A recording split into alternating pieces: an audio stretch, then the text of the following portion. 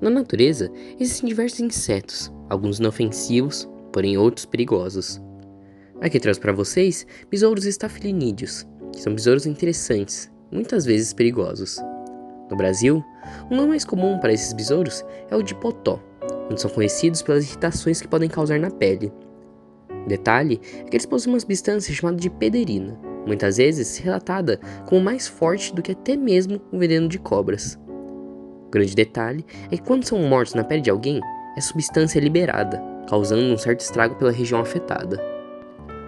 No meu canal do YouTube tem um vídeo completo explicando sobre a morfologia e comportamento desses besouros, além de outros vídeos sobre a fauna e flora brasileira. Vejo vocês por lá.